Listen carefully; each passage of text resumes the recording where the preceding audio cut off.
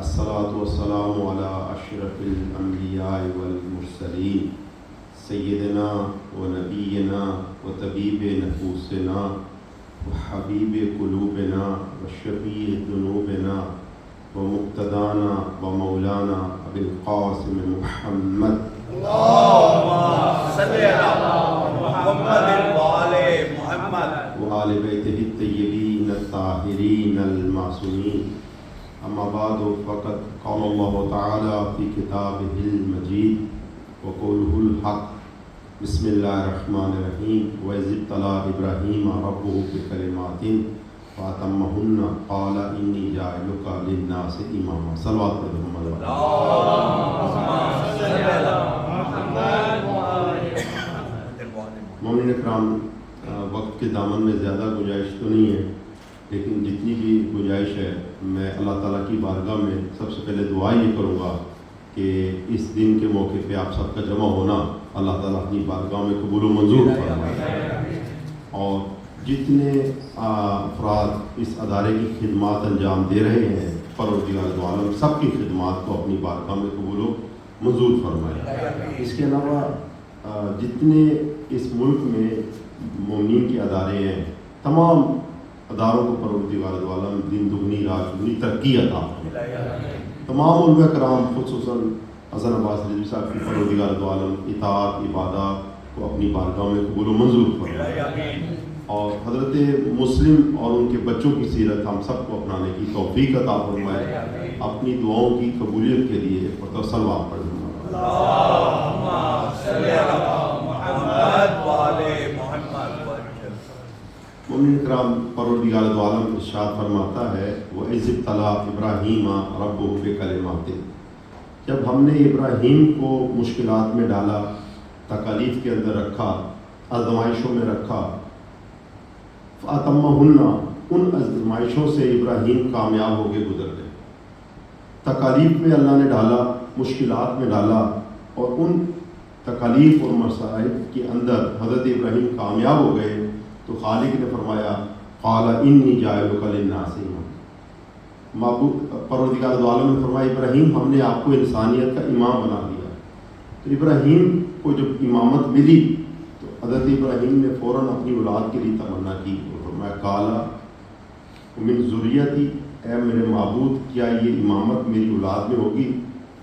تو خداوند متعال نے فرمایا قال لا ینال عہد الظالمین، کہ ظالم اولاد کو یہ امامت نہیں ملے گی.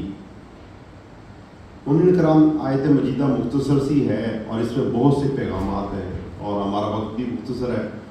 جتنا بھی وقت ہوا میں آپ کی خدمت میں ایک ایک کر کے ان پیغامات کو ہدیہ کروں گا. پروردگار دو عالم فرماتا ہے وَإِذِ ابْتَلَىٰ إِبْرَاهِيمَ، ہم نے ابراہیم کو مشکلات میں ڈالا. وَإِذِ ابْتَلَىٰ إِبْرَاهِيمَ رَبُّهُ بِكَلِمَاتٍ، اس کے رب نے، ابراہیم کے رب نے جب ابراہیم کو ابتلا کیا.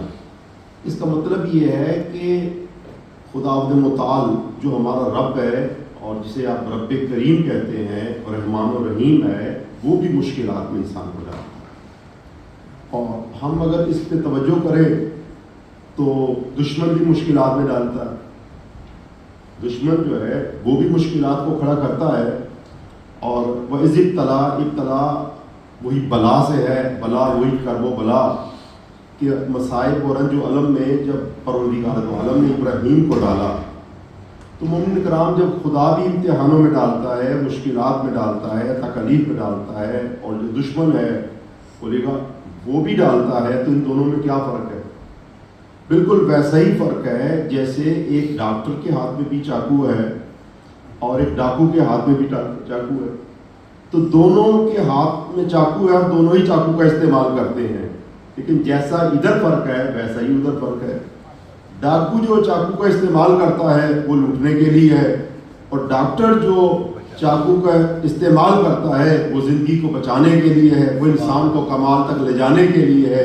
دشمن جو انسان کو مصیبتوں میں ڈالتا ہے وہ انسان کو روکنے کے لیے ہے، اور خدا جو مشکلات میں ڈالتا ہے وہ انسان کو آگے بڑھانے کے لیے. ضرور پڑھیے گا محمد والے.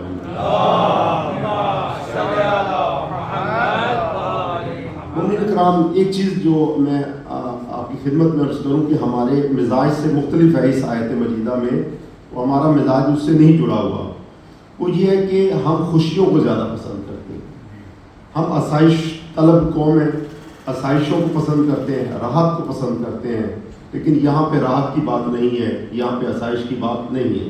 اب دیکھیں جہاں کوئی جیسے لائف گزارنا چاہتا ہے، جو فون لیتا ہے وہ آسائش کے لیے، راحت کے لیے. جو گاڑی ہے وہ راحت کے لیے. جو انسان کی رہائش ہے جیسی بھی ہو، اس میں آسائش کو پہلے مد نظر رکھا گیا ہے. لیکن پروردگار دو عالم آسائش کی بات نہیں کر رہا، یہاں تو تکالیف کی بات کر رہا ہے. فرمایا وَإِذِ ابْتَلَىٰ، جب تیرے پروردگار دو عالم نے ابراہیم کو ابتلا میں ڈالا. اس کا مطلب یہ ہے کہ مومنین کرام، جہاں پہ ہمارے لیے خوشیاں ضروری ہیں وہاں مشکلات بھی ضروری ہیں. جہاں ہمارے لیے راحت ضروری ہے وہاں پہ انسان کے لیے تکالیف بھی ضروری ہے. میں آپ کی خدمت میں وہ حضرت اقبال کا جیسے شعر ہے، وہ فرماتے ہیں کہ نہ بھاگو سجدے سے نہ گھبراؤ سجدے سے. وہ ایک سجدہ جسے تو گراں سمجھتا ہے، 1000 سجدوں سے دیتا ہے آدمی کو نجات. تو جیسے وہ سجدہ انسان اس سے گراں سمجھتا ہے، لیکن انسان کو 1000 سجدوں سے نجات ملتی ہے. اور وہ تکلیف جو خدا کے راستے میں ہے اس کو انسان گراں سمجھتا ہے، لیکن 1000 تکلیفوں سے انسان کو نجات ملتی ہے. ایک مرتبہ درود پڑھی محمد والے.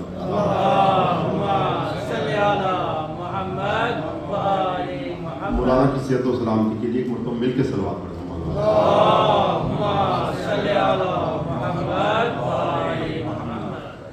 تو وَإِذِ ابْتَلَىٰ إِبْرَاهِيمَ رَبُّهُ بِكَلِمَاتٍ، تیرے پروردگار دو عالم نے ابراہیم کو جو مشکلات کے اندر ڈالا. تو مومنین کرام، یہ مشکلیں انسان کو اس سے بھاگنا نہیں چاہیے. پروردگار دو عالم نے فرمایا کہ جو مشکلات میں ڈالا، تو ابراہیم کے پاس 2 ہی آپشن تھی.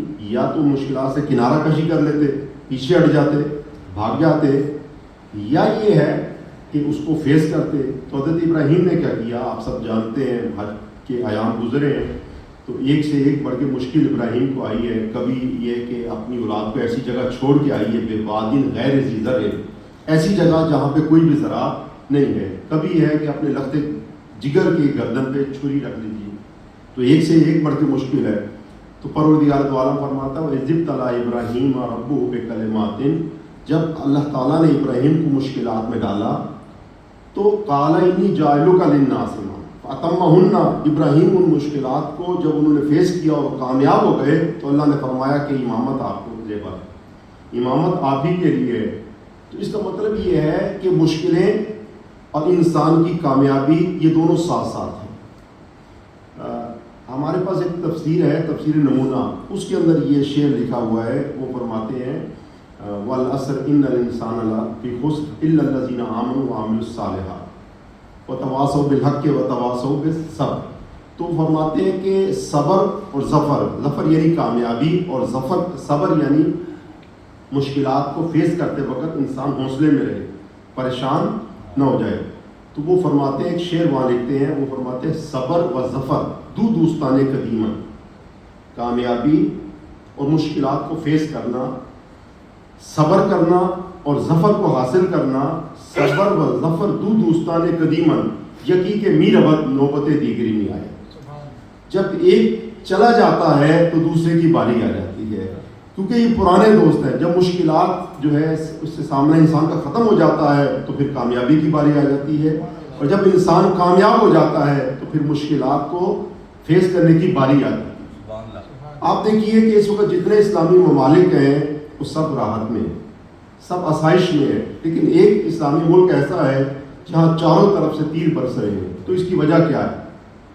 کوئی تو سبب ہے، کوئی تو راز ہے. جیسے ایک شاعر نے شعر کہا کہ بے سبب آتے نہیں زمین پہ زلزلے، بے سبب آتے نہیں زمین پہ زلزلے، شاید یہ زمین ابھی اصغر کو بہلانے میں ہے.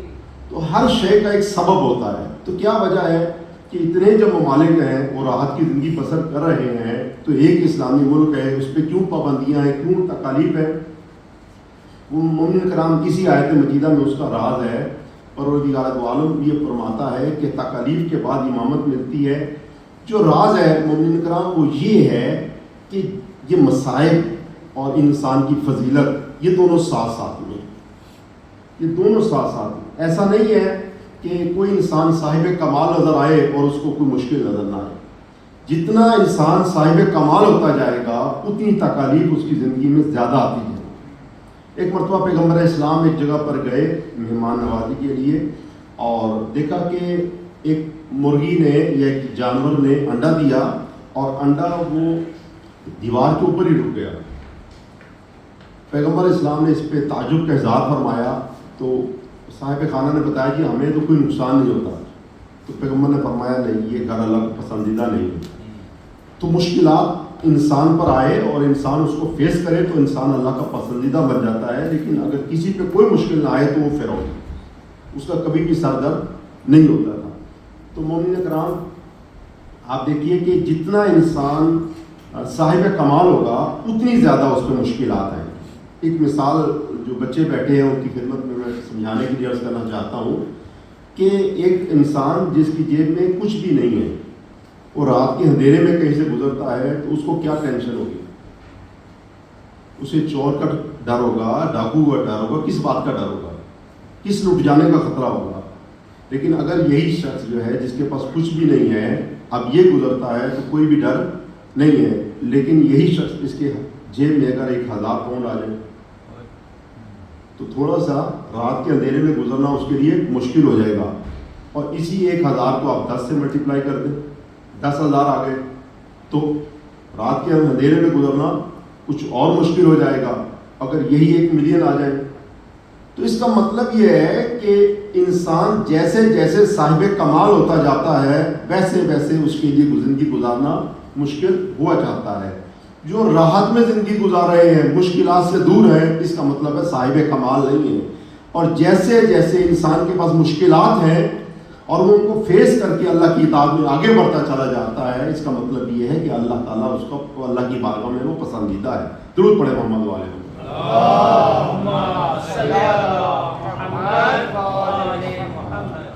وَإِذِ ابْتَلَىٰ إِبْرَاهِيمَ رَبُّهُ بِكَلِمَاتٍ، تیرے رب نے ابراہیم کو امتحانات کے اندر ڈالا، فَأَتَمَّهُنَّ، اور ابراہیم اس امتحانات میں کامیاب ہو گئے تو فرمایا قَالَ إِنِّي جَاعِلُكَ لِلنَّاسِ إِمَامًا، ہم نے آپ کو انسانیت کا امام بنا دیا۔ مشکلات سے گزرے، تکالیف سے گزرے تو انسانیت کے لیے امام بن گئے۔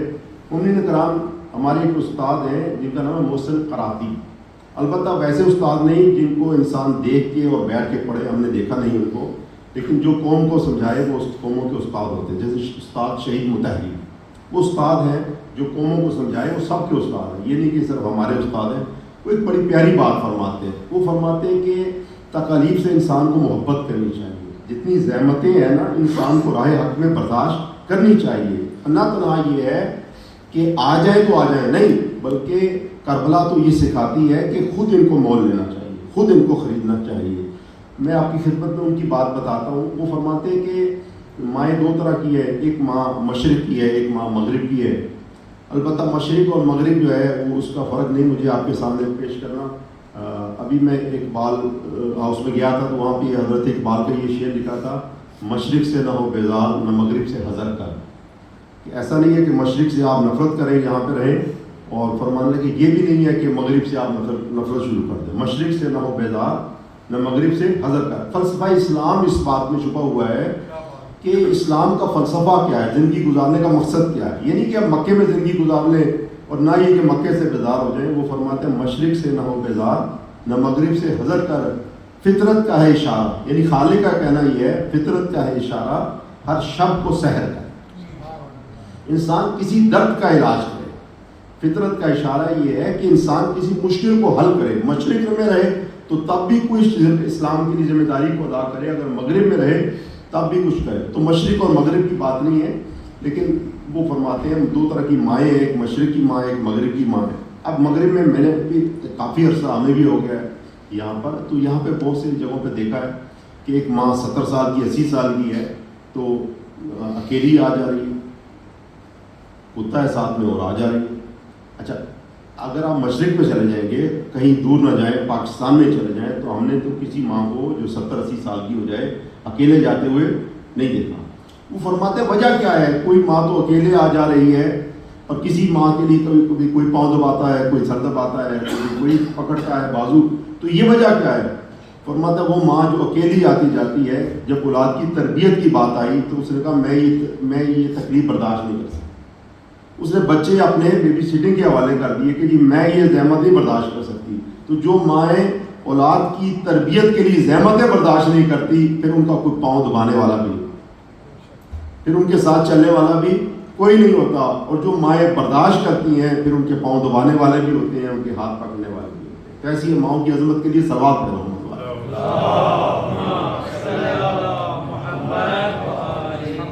تو آپ دیکھیے کہ عظمت اسی سے ہے۔ اسی طرح سے باپ ہیں، جو باپ اولاد کی پرورش کے لیے ایک زحمت اور تکلیف ہوتی ہے۔ آپ چاہے اولاد کو مشرق میں پالیں یا مغرب میں پالیں، لیکن جب بھی اولاد کی تربیت کی بات آئے گی تو ایک زحمت اور اس میں تکلیف ہے۔ اور جو باپ اس میں زحمتیں برداشت نہیں کرتے، تکلیف کو برداشت نہیں کرتے، کچھ میں یہ ٹینشن نہیں لے سکتا، یہ وہ مرضی کریں، جو مرضی پڑھیں، ہمیں اس سے کوئی غرض نہیں ہے، تو وہ باپ کے لیے کوئی سہارا اولاد بنتی نہیں ہے۔ یہ انہی کے لیے سہارا بنتی ہے جن والدین نے اولاد کے لیے مشکلات کو برداشت کیا ہے۔ تو دیکھیے آیت کیا فرماتی ہے، وَإِذِ ابْتَلَىٰ إِبْرَاهِيمَ، جب ابراہیم کو مشکلات میں ڈالا رب، اس کے رب نے فَأَتَمَّهُنَّ، پر وہ ان مشکلات سے اچھے طریقے سے گزر گئے، کامیاب ہو گئے۔ قَالَ إِنِّي جَاعِلُكَ لِلنَّاسِ إِمَامًا، تو فرمایا پروردگار نے ابراہیم ہم نے آپ کو امام بنا دیا انسان۔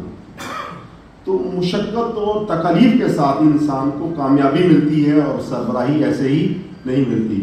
تو ایک شاعر نے کیا خوب کہا کہ مشقت کی ذلت جنہوں نے اٹھائی، مشقت کی ذلت جنہوں نے اٹھائی، ملی ہے جہاں میں ان کو بڑھائی۔ ابراہیم نے اگر مشکلات میں وقت گزارا ہے تو امامت بھی ابراہیم کو ملی ہے۔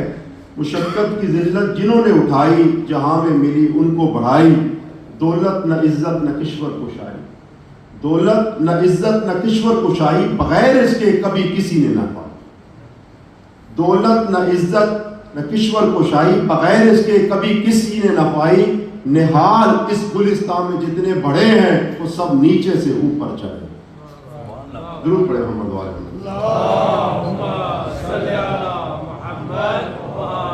وَإِذِ ابْتَلَىٰ إِبْرَاهِيمَ رَبُّهُ بِكَلِمَاتٍ، جب تیرے پروردگار دو عالم نے امتحان لیا، قَالَ إِنِّي جَاعِلُكَ لِلنَّاسِ إِمَامًا، ابراہیم ہم نے آپ کو انسانیت کے لیے امام بنایا، ہم نے امام بنایا۔ مومنین کرام، یہاں پر ایک بات جو ضروری ہے وہ اس مختصر سے وقت میں، وہ ہمارے مذہب تشیع کا ایک بنیادی عقیدہ اسی آیت میں بیان ہو رہا ہے۔ ایک آیت کا ترجمہ ہے اور ایک آیت کا مزاج ہے۔ جو زیادہ تر لوگوں کی توجہ ہے وہ ترجمے پہ ہے، مزاج آیت کو سمجھنا زیادہ لوگ نہیں پسند کرتے۔ اگر ترجمے کو سمجھیں گے تو ایک آیت ہے، اور جو مزاج کو سمجھ جائیں گے تو آپ دیکھیں کہ وہ پورے قرآن کو سمجھ سکتے ہیں۔ ہو سکتا ہے ایک بات اس کو سمجھ میں آئے لیکن اس ایک آیت سے اس کو پورا دین سمجھ میں آئے۔ ایک شخص جو ہے وہ پیغمبر اسلام کے پاس آیا اور اس نے سوال کیا کہ یا رسول اللہ مجھے دین سکھا دیجئے۔ پیغمبر اسلام نے جب اپنے صحابی سے کہا یا خود اس کو تعلیم دی تو یہ آیت کی تعلیم دی، فَمَن يَعْمَلْ مِثْقَالَ ذَرَّةٍ خَيْرًا يَرَهُ وَمَن يَعْمَلْ مِثْقَالَ ذَرَّةٍ شَرًّا يَرَهُ، جو ذرا برابر نیکی کرے گا وہ دیکھے گا، جو ذرا برابر بھی برائی کرے گا اس کو دیکھے گا۔ جب اس نے یاد کر لیا اس آیت مجیدہ کو کہ ذرا نیکی بھی انسان کو ایک مرتبہ دکھائی جائے گی اور ذرا برائی بھی بولے گا وہ بھی ہمیں بتائی جائے گی، دکھائی جائے گی، کوئی بھی شے رائگاں ہونے والی نہیں ہے۔ یہ نہیں ہے کہ وقت گزر گیا کہانی ختم ہوگی، کہانی ختم ہونے والی نہیں ہے۔ انسان قبر میں جب چلا جاتا ہے کہانی ختم نہیں ہوتی، بیج مٹی میں جو چلا جاتا ہے تو بولو کہانی ختم نہیں ہوتی۔ لوگ کہتے ہیں چھپ گیا ہے، ختم ہو گیا، نہیں، یہی بیج جو مٹی میں چلا جاتا ہے ایک مرتبہ مٹی کے سینے کو چیرتا ہے، درخت بن کے باہر آ جاتا ہے۔ اور یہی انسان جو قبر کی مٹی میں چلا جاتا ہے ایک مرتبہ یہی انسان کامل بن کے باہر آ جاتا ہے۔ تو ہر وہ جو انسان نے اچھائی کی ہے اور برائی کی ہے اس کا سامنا انسان کو کرنا ہوگا۔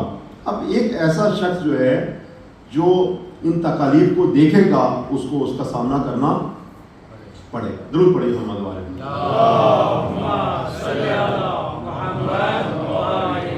ہمارا جو بنیادی عقیدہ ہے وہ یہ ہے کہ قال انی جاعلک للناس اماما۔ یہاں پر ایک آیت کے اندر راز پوشیدہ ہے، وہ راز یہ ہے مومنین کرام کہ مزاج اور ہے، ترجمہ اور ہے۔ ترجمے میں یہ ہے کہ صرف ابراہیم امام بنائے جاتے ہیں، ترجمے میں یہ ہے کہ صرف ابراہیم ہے، ابراہیم کی بات ہے، ابراہیم امام بنائے جاتے ہیں، لیکن پروردگار دو عالم کا مزاج یہ ہے کہ جب بھی ہم نے جسے بھی امام بنایا ہے اسے تکالیف سے گزرنا ہو، اس کو مصائب اور مشکلات سے گزرنا ہوگا. یہ ایک عمومی پیغام ہے، اور اس کے ذیل میں ایک یہ بھی پیغام ہے کہ جو کمال تک جانا چاہتا ہے اسے مشکلات کو فیس کرنا ہوگا، اسے تکالیف کا سامنا کرنا ہوگا. یعنی سارا دن سونے کے بعد انسان کو کچھ بھی ملنے والا نہیں ہے. جو دین کی راہ میں مشکلات برداشت کرتے ہیں اللہ کی بارگاہ میں مقام بولے گا انہی کو ملتا ہے. جو تکالیف کو اٹھاتے ہیں پروردگار دو عالم کی بارگاہ مقام انہی کو ملتا ہے. قال انی جاعلک للناس، بس اس بات کو میں ہدیہ کروں اور بات ختم کروں، کیونکہ نماز ہے اور جو ہے وہ زیادہ بات تلانی نہیں ہوگی. قال انی جاعلک للناس امام، میں آپ کو انسانیت کا امام بنا رہا ہوں، میں ابراہیم آپ کو بنا رہا ہوں. یہ ترجمہ آیت ہے، لیکن مزاج آیت کیا ہے؟ مزاج آیت یہ ہے کہ جس کو بھی بھلائی ملے گی، جس کو بھی اللہ کی بارگاہ میں مقام ملے گا، اسے تکالیف کو اٹھانا پڑے گا. بالکل اسی طرح سے جیسے تبت یدا ابی لہب، ابو لہب کے ہاتھ ٹوٹے، ابو لہب پر لعنت ہو، یہ آیت کا ترجمہ ہے. جو ترجمہ یاد کرے گا وہ ابو لہب کو ہی برا بھلا کہے گا، اس سے آگے اس کے بڑھنے والا بولو نہیں ہے. لیکن جو آیت کی مزاج کو سمجھ جائے گا کہ جو بھی گستاخ رسول ہے اس کو اللہ کی ذات کو پسند نہیں ہے، تو جب کبھی بھی کوئی گستاخ رسول نظر آئے گا وہ اس پہ بے شمار کرتا چلا جائے گا. جو کربلا کی تاریخ کے ترجمے کو یاد کر لیتے ہیں وہ فقط ان احباب کے چہرے اور ان کے نام یاد کر لیتے ہیں. جو ان کے مزاج سمجھ جاتے ہیں وہ ہر دور کے یزید کو پہچان جاتے ہیں، ہر دور کے حسین کے غلاموں کو پہچان جاتے ہیں. ضرور پڑھے محمد والے.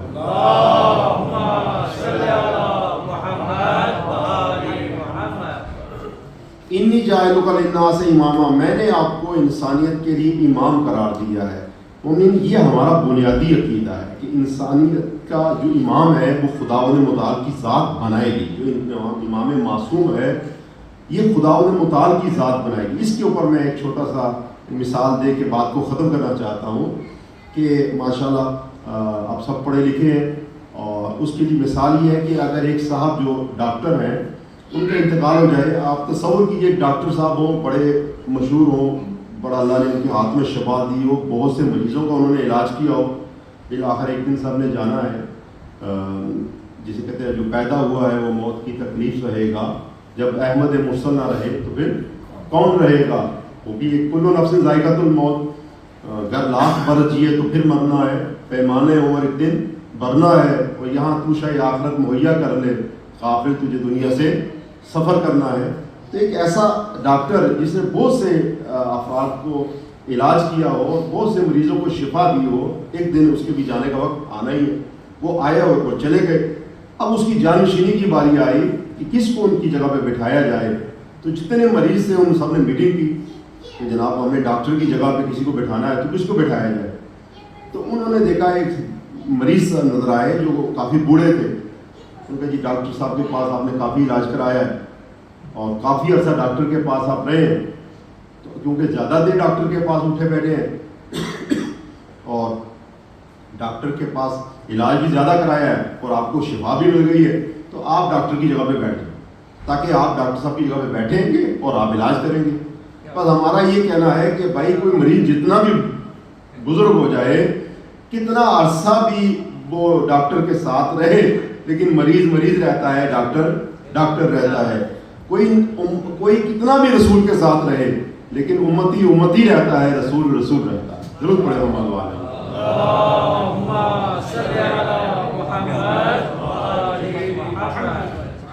ایک مرتبہ مل کے ضرور پڑھتے محمد والے.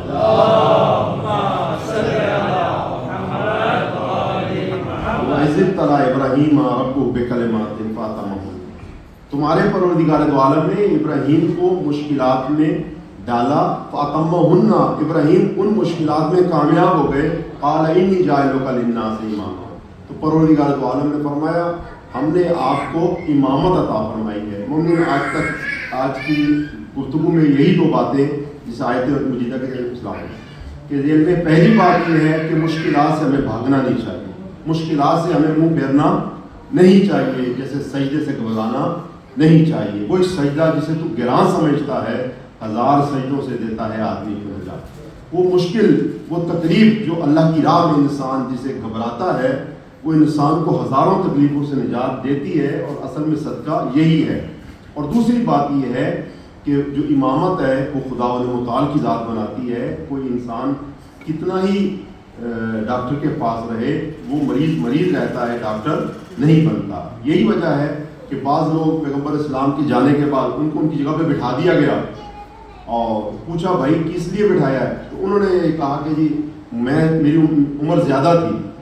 تو ان کے والد صاحب نے کہا بیٹا میری عمر تو تیرے سے بھی زیادہ ہے، تو اس کی وجہ یہ ہے کہ مجھے بٹھانا چاہیے تھا پھر تو مومن کرام ہمارا عمر پہ اعتماد نہیں ہے، ہم تو کردار پہ اور یہ دیکھتے ہیں کہ اللہ کی ذات کس کو بنا رہی ہے۔ بس تکالیف اور صبر و ظفر دوستان قدیم، کامیابی اور تکالیف یہ دونوں ساتھی ہیں، یکی کے بھی ربط نوبت دیگری میں آئے۔ جب ایک چلی جاتی ہے دوسرے کی باری آ جاتی ہے، اور فضائل ہی مصائب لے کے آتے ہیں۔ جو صاحب فضیلت ہوتے ہیں مصیبتیں انہی کو آتی ہیں، جو صاحب فضیلت نہیں ہوتے ان کو کوئی بھی مشکلات نہیں آتی۔ تو آپ دیکھیے کیا وجہ ہے کہ حضرت مسلم جو ہے ان کا پورا گھرانہ علیہ السلام میں قربان ہو گیا۔ آپ دیکھیے مومنین کرام، حضرت مسلم جو ہیں وہ ایک ایسی شخصیت ہے جسے امام حسین علیہ السلام نے بھیجا اور فرمایا کہ اخی، یہ میرا بھائی ہے۔ پھر فرمایا سکتی، اور میرا قابل اعتماد ہے۔ پھر ایک جملہ فرمایا من اہل بیتی، میری اہل بیت میں سے ہے۔ تو ایک ایسا شخص جس پہ حسین کو اعتماد ہوگا، اتنی فضیلت والا ہوگا، وہ مصائب کا حامل ہوگا۔ انہیں دو جملے مصائب کے ہیں، اور شاید یہ ہمارے آنسو تر ہو جائے اور ہماری نجات کا وسیلہ بن جائے۔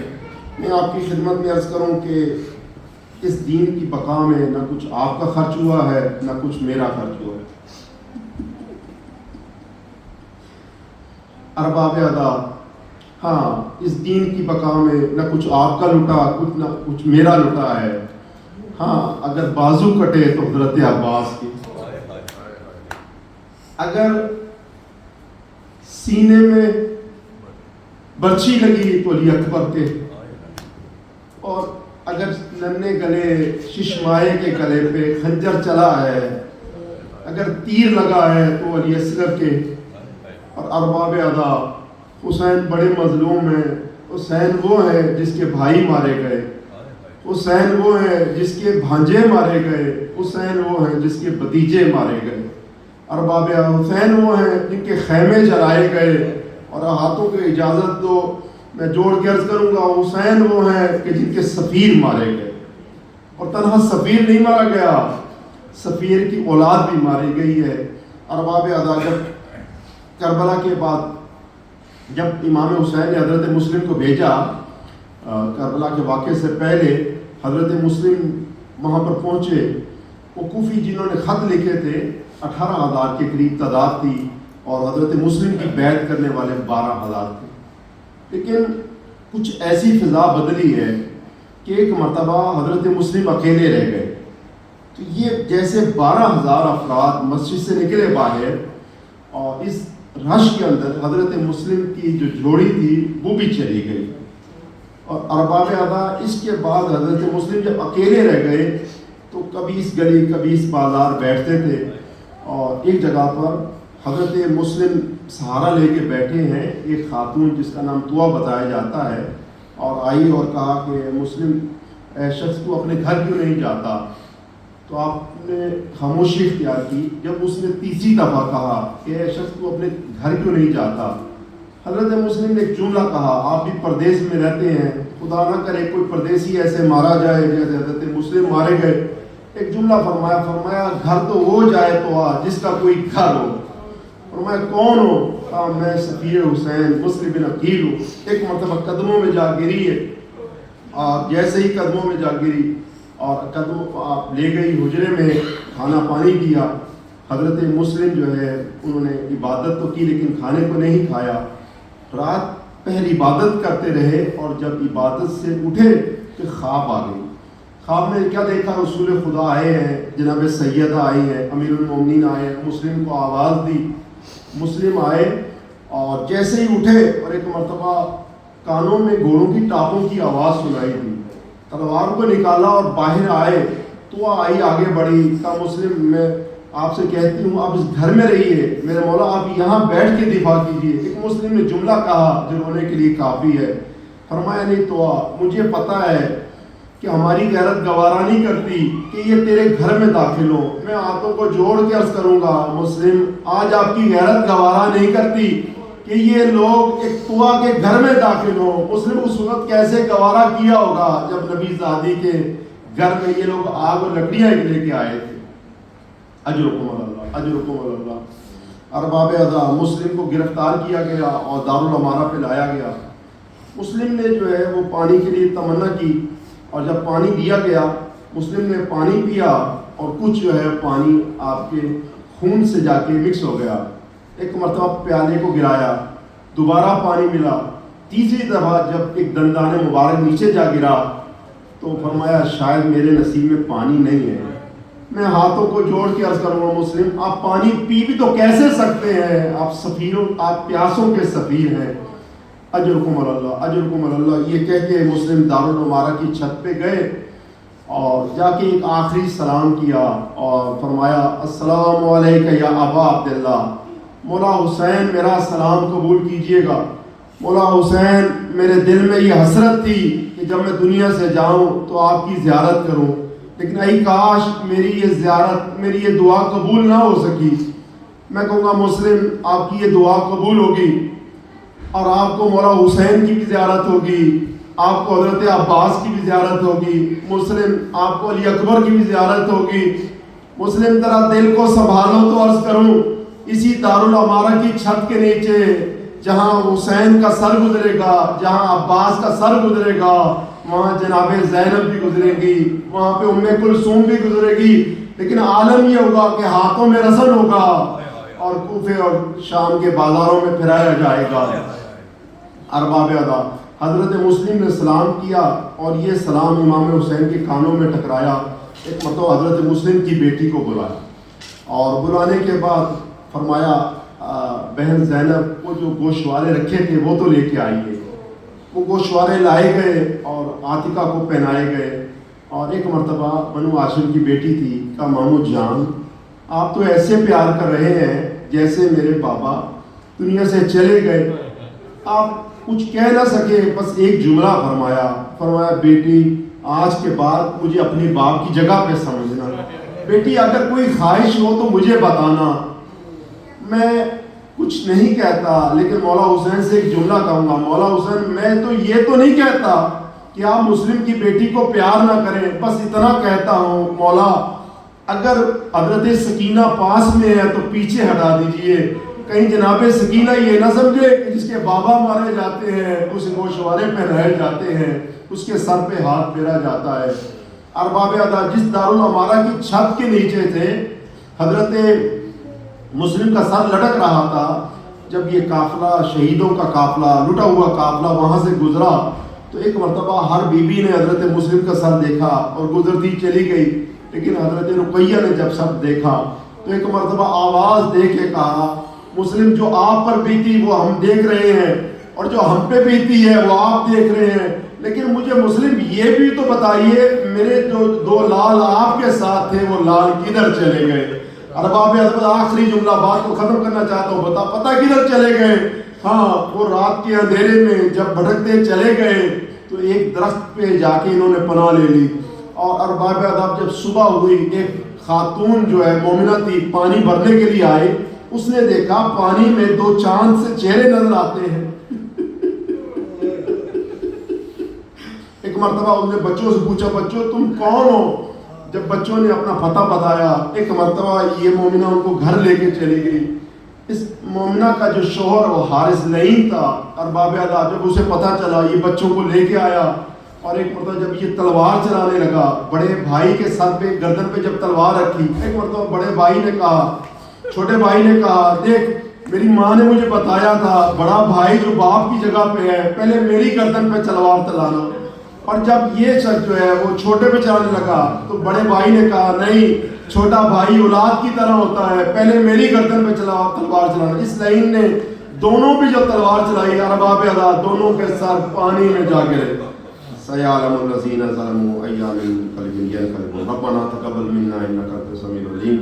بار الہ تجھ واسطہ محمد وآل محمد کا، تجھ واسطہ تیری عزت و جلال کا، تجھ واسطہ تیری بلند و بالا سے پاک کا، پروردگار بنت پیغمبر کا واسطہ، ام البنین زوجہ حیدر کا واسطہ، زہرا کی بیٹیوں کے کھلے سر کا واسطہ، اور جو کربلا میں لٹ گیا اس گھر کا واسطہ، معبود ہماری اس مجلس عزا کو اپنی بارگاہ میں قبول و منظور فرما، ہم سب کے والدین کے درجات بلند فرما، ہمارے مرحومین کی بخشش فرما، جن جن احباب نے اس مجلس عزا کو برپا کرنے کے لیے حصہ لیے، معبود ان کی توفیقات میں اضافہ فرما، اسلام کو نصرت اور فتح اور کامیابی اور کامرانی عطا فرما، ظالمین جہان کو نیست و نابود اور ذلیل و رسوا فرما، امام حسن کے ظہور میں تعجیل عطا فرما، ہم سب کا خاتمہ بالایمان فرما، برحمتک یا ارحم الراحمین، اللہم صلی علی محمد. جاؤ حسین.